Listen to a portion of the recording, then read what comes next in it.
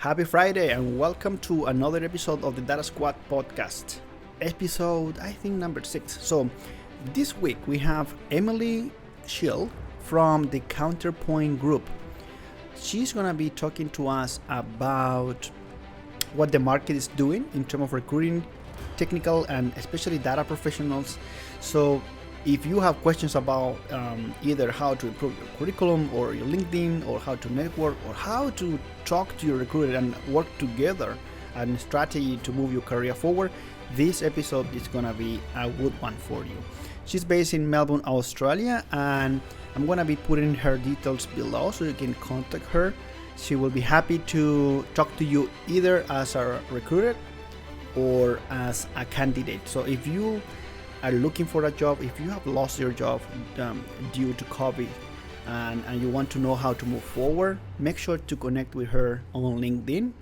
And at the same time, if you are a company looking for either data professionals or technical people around, digital transformation, business transformations, make sure to connect with Emily. I'm putting her details here as well as below in the description of this podcast. So enjoy the podcast, stay safe, and I will see you next week. Goodbye. Welcome to another episode of the podcast. Today, the topic of the day is how to find a job in tech during a pandemic. And for that, we have Emily Schilg. She's a senior recruiter at the Counterpoint Group based in Melbourne, Australia, right?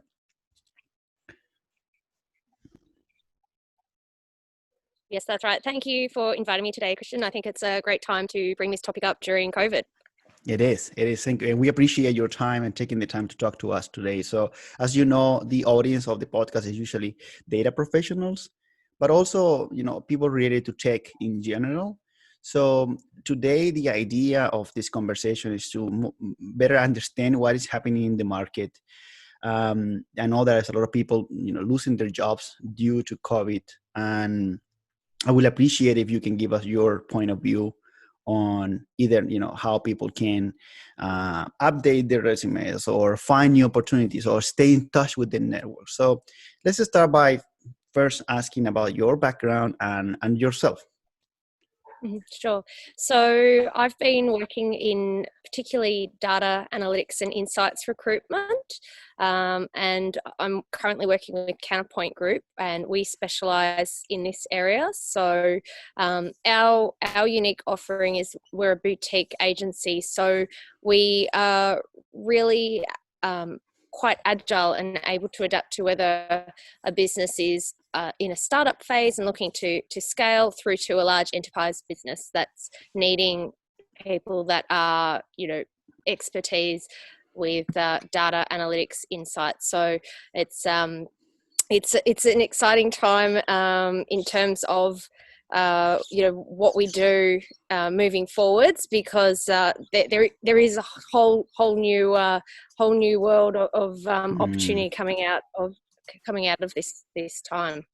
And how are you and the Counterpoint Group dealing with this situation? And is there any changes that you have implemented during this time?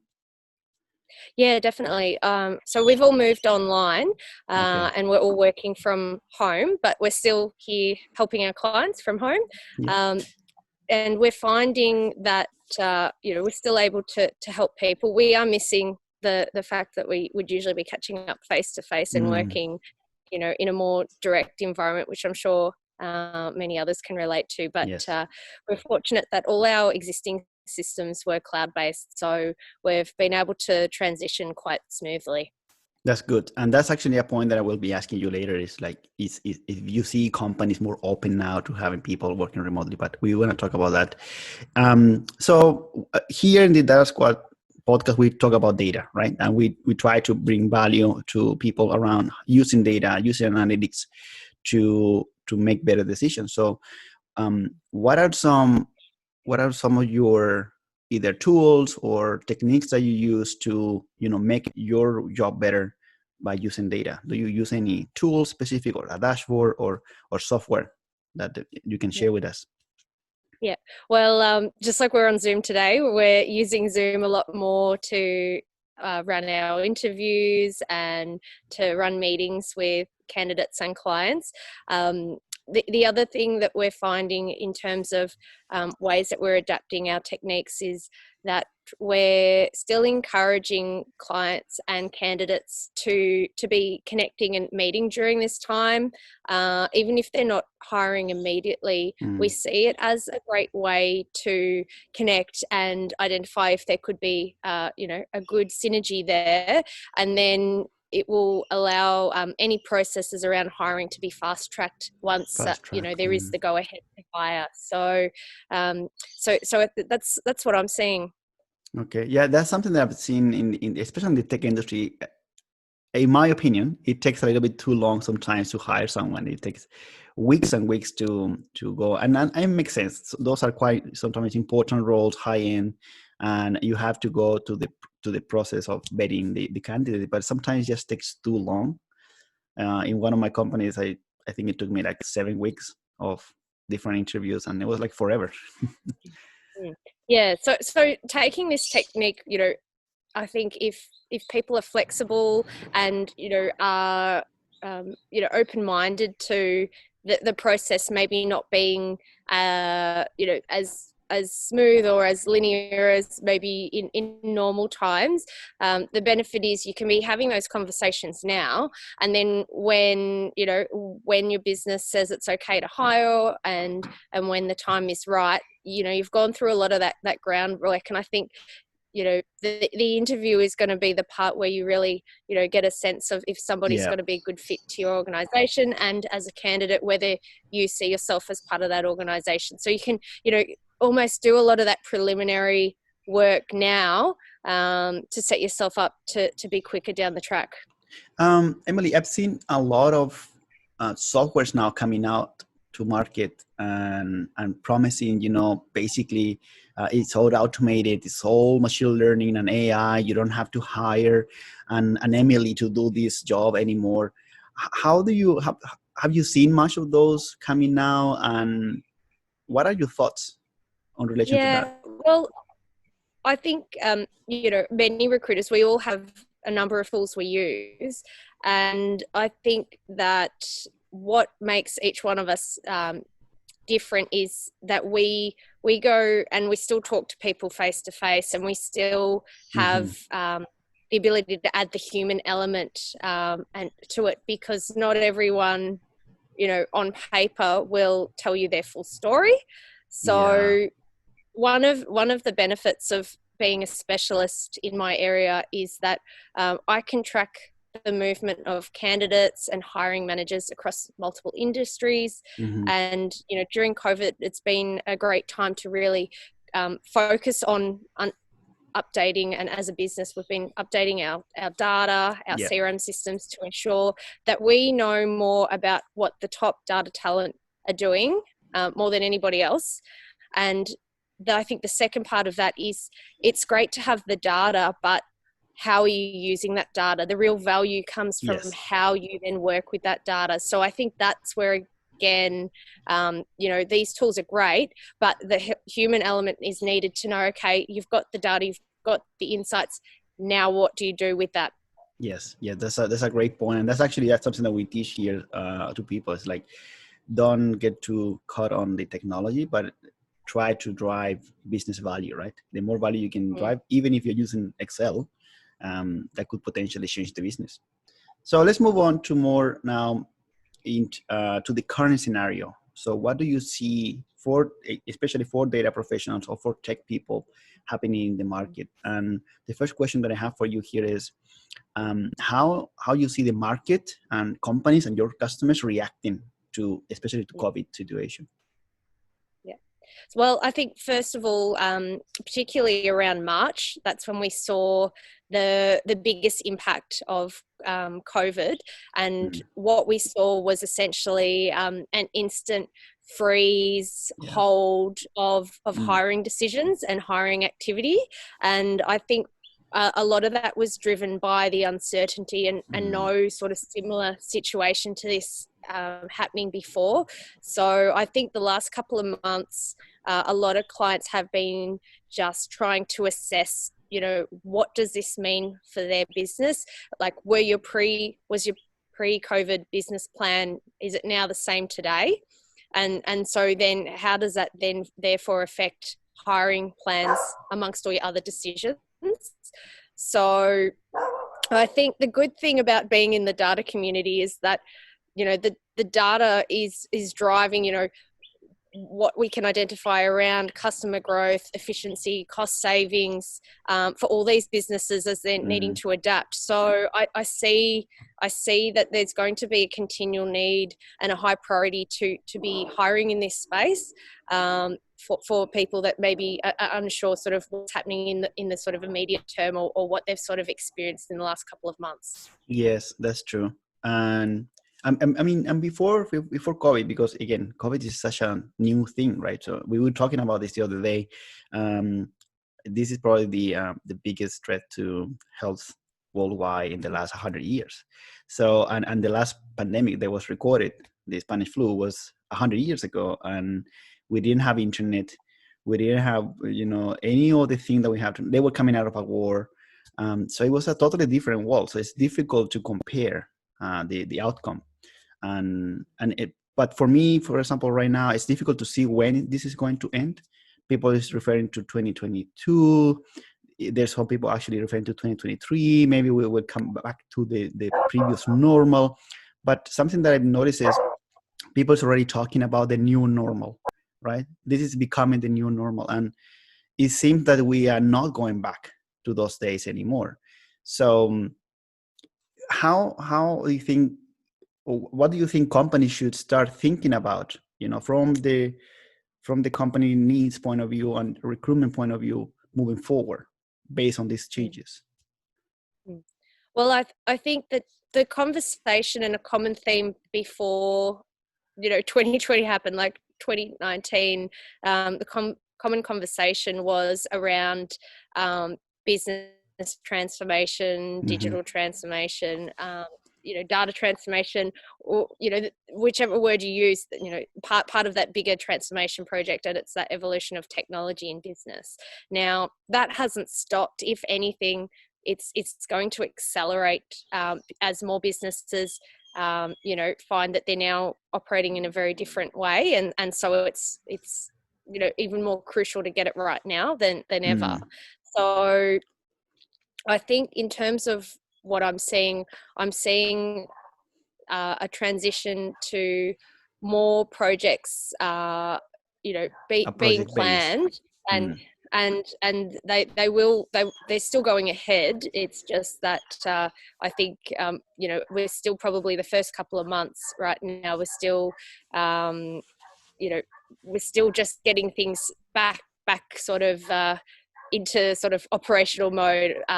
You know, you forget that it was only, you know, 12 weeks ago that we really started to feel the impact of this, which I'm sure I feel like it's a lot longer ago. I'm sure others can relate to that feeling. You know, it is a long time, but it's also not a long time ago that it sort of all happened. So we're, you know, those bigger plans are still there. It's just there's just some new timelines being put in place about how they go ahead, and perhaps it is that they're just delayed a couple of months initially.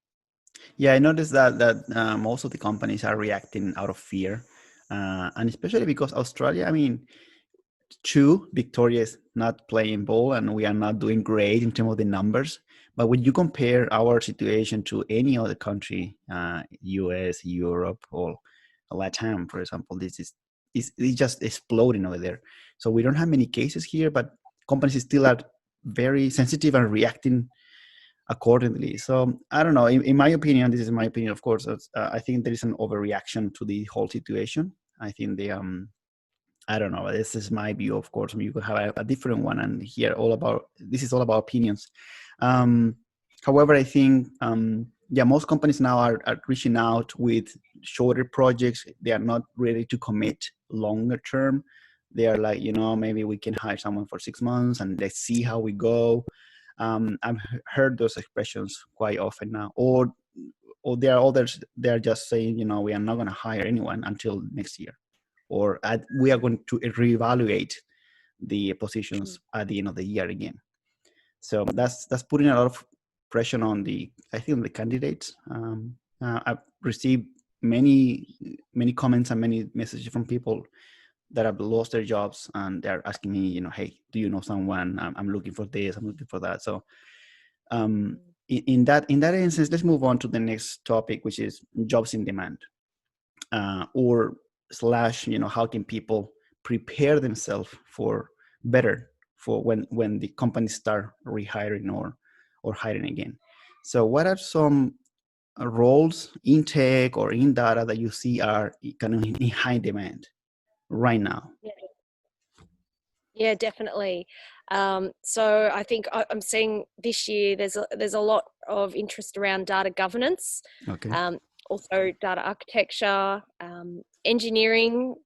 People with programming skills, machine learning, AI, automation. These are still all huge Mhm. areas that people want to invest and bring people in that have skills and have delivered on projects in this space before. Another big one is cyber. Cyber is growing massively Yeah, all the time, cybersecurity. and and again, I think that with so many people working from home or working remotely, all of those areas are really in high demand. Okay, that's interesting. That's a good insight to our audience, so they can start preparing themselves for data governance, data architecture, and maybe add some topics on cybersecurity. And especially now that it's a hot topic in Australia, right? After we knew from the government that we are undergoing this massive attack in cyber, attack from an overseas agent that they haven't really clarified. But it is putting this extra stress on top of companies now. They have to worry about possible hackings. Yeah, interesting. So, what would you recommend um, to people out there that they lost their job and they are looking to get in the market as soon as possible? How they can be prepared for when the time comes, and there is a possible call from you or from another recruiter looking at their curriculums or LinkedIn profiles. Sure. So I think it's really good for people to consider, practicing or working on their communication and presentation skills for interviews, particularly because we're needing to do them online now. Mm-hmm. So,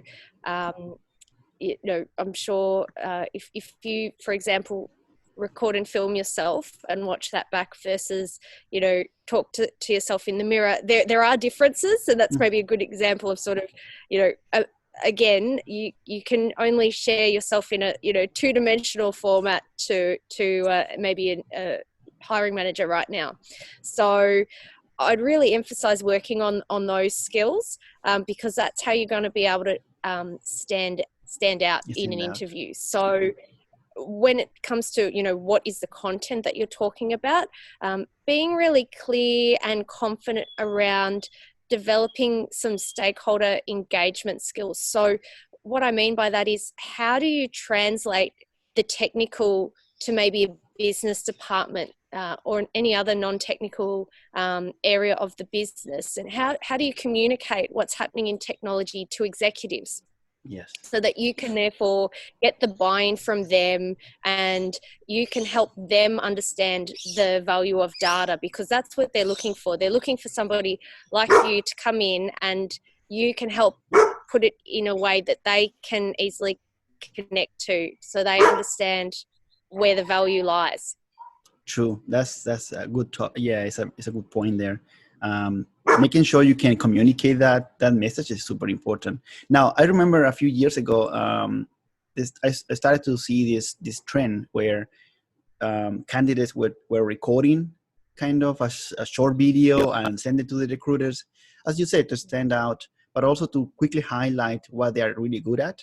Do you see that still happening, or is we are going back to the old days where you have the CV and the curriculum? Yeah, I think that it's a great format. So I think you need, a really good strong CV as well. Yes. Um, so I think that's maybe something that you work on one-on-one with the recruiter if that's what you're doing, to find out if that strategy is best for you. I think that it really depends on you as an individual and what you're looking to achieve. So I never sort of say there's a one size fits all approach, but I think overall, it just as a generalization that a video interview can certainly help you. Especially now, right? That we are actually doing it. There's no option really. Yeah. We have to do it over Zoom or Google Hangouts. So in terms of jobs in demand or some noticeable declines, and probably you don't have this data right with you, but maybe you can get a feeling out of it. There are some positions that you are not fulfilling anymore, or people is not interested. What are those main categories or main positions that you see? This is clearly a decline over time, and companies are not hiring for this type of roles. Can you give us something like that? Yeah, I think in terms of declining areas, I would look at it more around your skills and are you continuously adding to your skills. So for example, if you're working with technologies that we've been talking a lot about, digital transformation, business Correct. transformation. So if you're maybe working with technologies that you're seeing are sort of, shrinking in size, are you able to adapt, or are you able to upskill in maybe some of the higher demand technologies that are going to be needed as part of business transformation projects? And I'm finding at the moment I've never watched as many webinars and online trainings as I have in the last 12 weeks, and I'm finding that a lot of resources that might have been paid resources, there's been a lot of free training opportunities as well online. So I think now more than any time, it's a great place to sort of start. And if you're not sure what it is you want to do next, take the chance to use some of those free trainings to, get a sense or get a bit of the flavor of what that particular area might look like for you. So you maybe, if anything, you come out with a strong sense of the direction you want to head next. Yes, that's a great advice. And maybe talk to someone who can also coach them on, career advice or where to go next, and then start planning ahead. I think you that's a good point there. We should have the time now to invest in ourselves and to learn something new, and to get that certification that has been, in your bucket list for so many years. This is the time that people should come out with something new out of this whole crazy situation that we are living. It is important that they invest the time and get something positive out of it, at least on some kind of course, or as you said, attend some webinars, learn something new that it can add value to your career. That's a good point. I have one more question here is, of course, now we are all working remotely, kind of forced. I was listening to a podcast, and they were talking about the biggest experiment of working from home that we ever seen.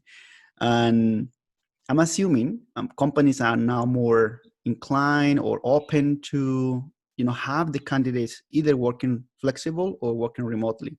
Have you seen that trend in Australia as well? Yeah, I think there's basically a common theme that working from home, working from remotely is now the new normal. And I've seen a lot of companies say that they're planning to keep it that way for the rest of the year, initially. And it's one of those things that it needs to be reassessed along the way. Because we don't know yet what the long-term implications of that are. But just sort of the initial thoughts are that, this is how we have to work, and managers and businesses are really supportive of their teams working this way. And if anything, it's out of necessity as well. But I've even had businesses that I'm working with talk about the fact that working from home, they're getting feedback from their staff that they are, they're seeing the positives of it as well. There's maybe opportunity to maybe have more quiet time and be productive in certain areas that maybe they haven't felt that they've had that level of productivity before. But obviously it's very short term. I think It is. I certainly want to go back to the office eventually. So I think it's right now it's about what's right for the immediate future, and I think that even when we do go back, it won't be the same as it was before. And I think that there'll be a genuine interest and in genuine investment in companies offering flexibility that maybe people haven't found that has been there in the past. I think we will find that it is made more accessible to more people. Interesting. So you, Emily, and your company can actually help organizations going through this transition. Is that something that you can offer them as well? Like, prepare the new normal, or your work environment is going to be different. Is that something that you are seeing more companies asking you help with? Yeah, I would say so. Particularly when it comes to how to hire remotely. So some approaches that are there is, using multiple methods of screening candidates. So that could mean incorporating psychometric testing. That could mean doing more work sample tests to see how somebody goes with a similar simulation to what they'll be doing on the job. And video interviews rather than face-to-face interviews. Yeah. So having all these different mediums for recruiting are helping people to have the confidence to go to hire, because they're just having to find different ways than maybe they've used in the past, but that do indicate where there's a good correlation with somebody being able to perform in that role. Yeah, that's great. So that's actually a good start for our last part of the interview, which is tips and recommendations, right? So we like to finish our podcast with some tangible tips, something that people can go and do right now. In this case, to improve the chances to being higher, or to be more exposed to the network out there. So first of all, what is your message for people who, I don't know, just lost their job, right? And they are wondering what next. What are some recommendations on what to do next, how to move forward? Well, first, I just want to say, I do feel for them. Like, I know it can be really scary, or it can, feel, quite uncertain and quite risky about, what will happen.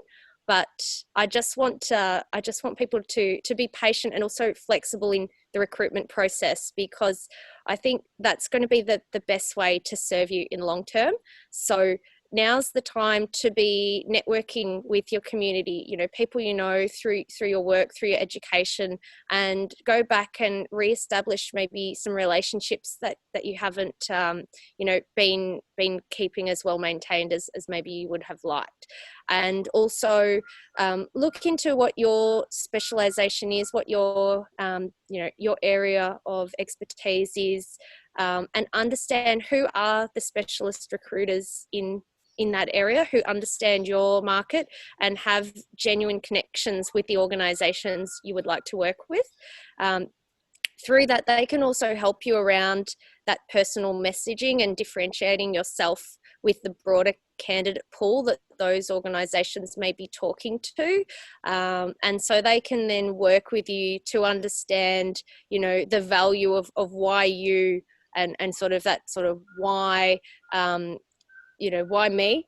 And that can be really powerful, because that confidence and that clarity in yourself, can really be portrayed and really, work many wonders for you.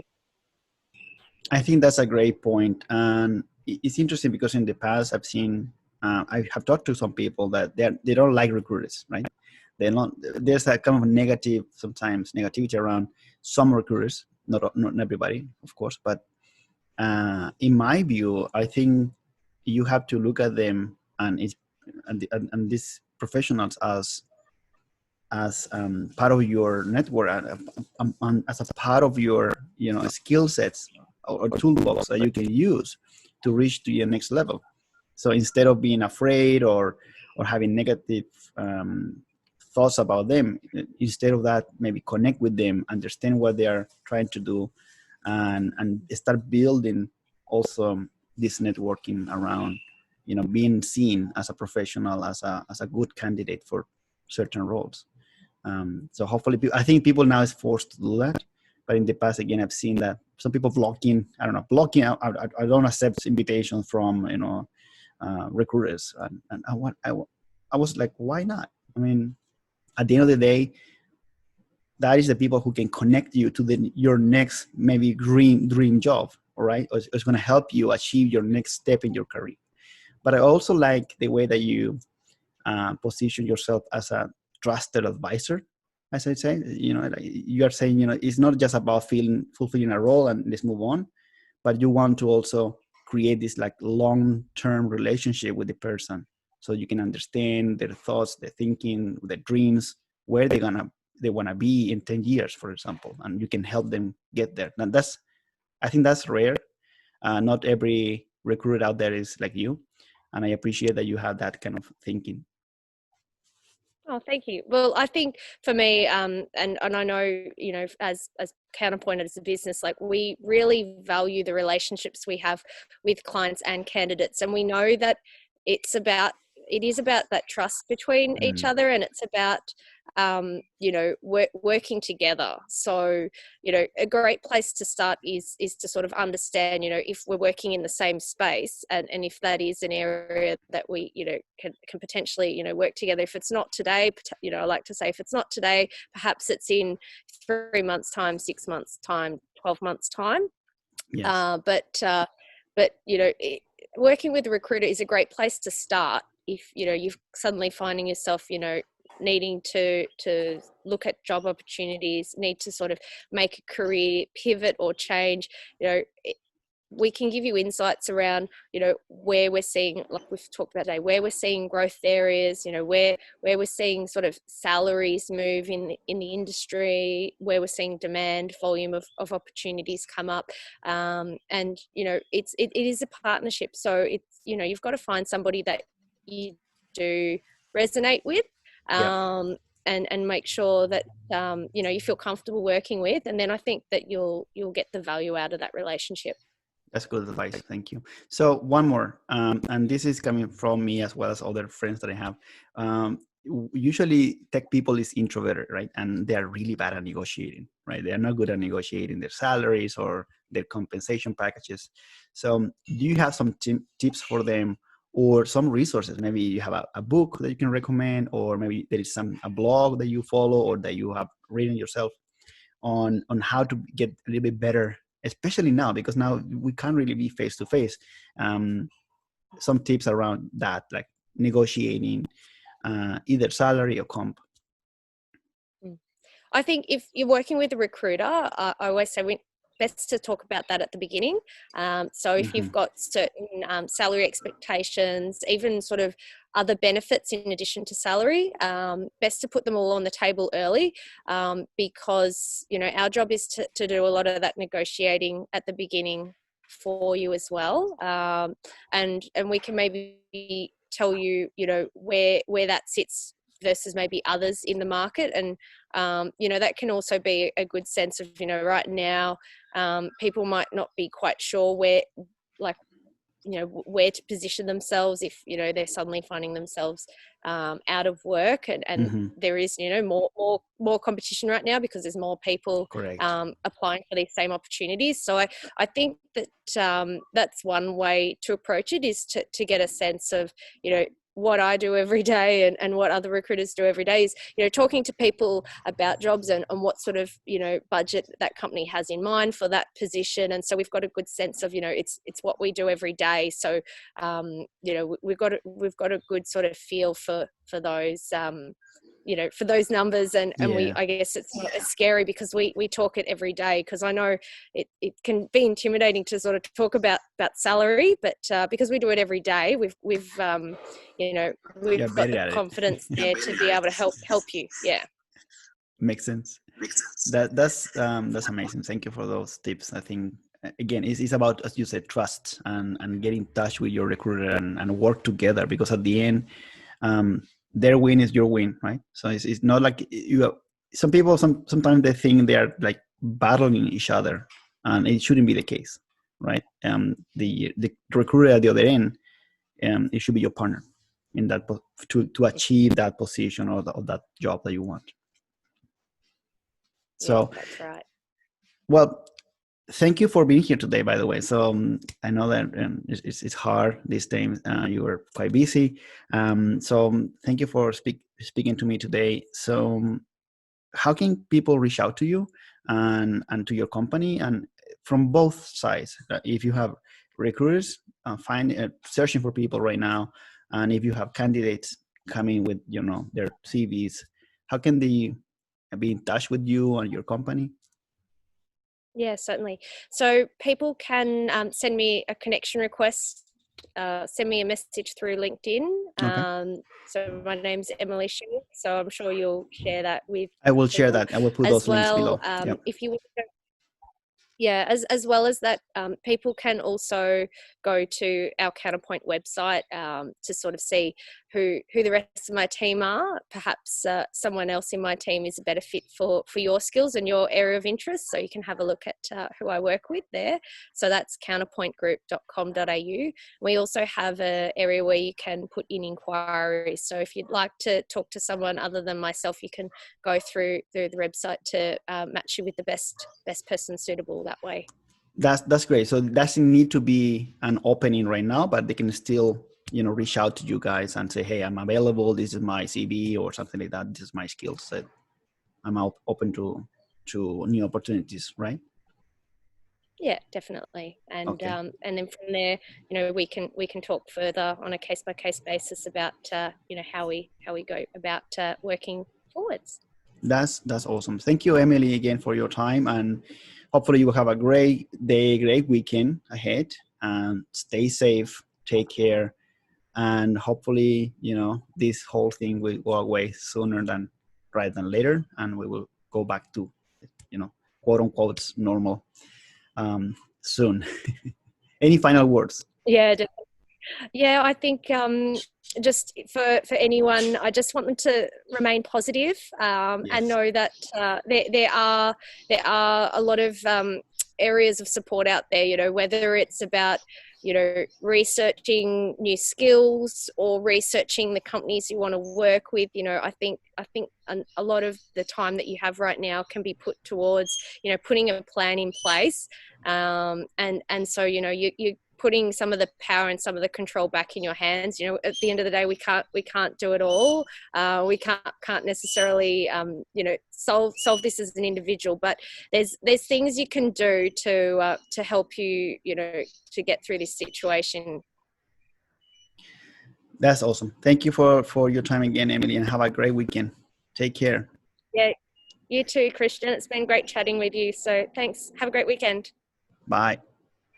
Bye. That was it for our weekly podcast. We thank our guest speaker for their words. And if you have any comments or recommendations, please make sure you send me an email to christian@datasquad.com.au or just leave a comment below. We always appreciate your feedback on these topics. If you are a data professional looking to improve your career and move forward to the next step and become a successful data and analytics leader, you need to check our Data Mastermind group. The Data Mastermind group is live. You can join today. It's a monthly subscription and you can cancel at any time. And we teach all of these topics there. We teach about development, your personal skills, your business skills, as well as your data skills. So if you want to know more, make sure you check our Data Squad Academy on datasquad.com.au/join. We also have a new course coming up in July, which is for those building and leading a data-driven culture. So if you want to know how to master those topics, check out our academy.datasquad.com.au and more information will be there. So I will see you in next week with another episode of the podcast. Have a great weekend.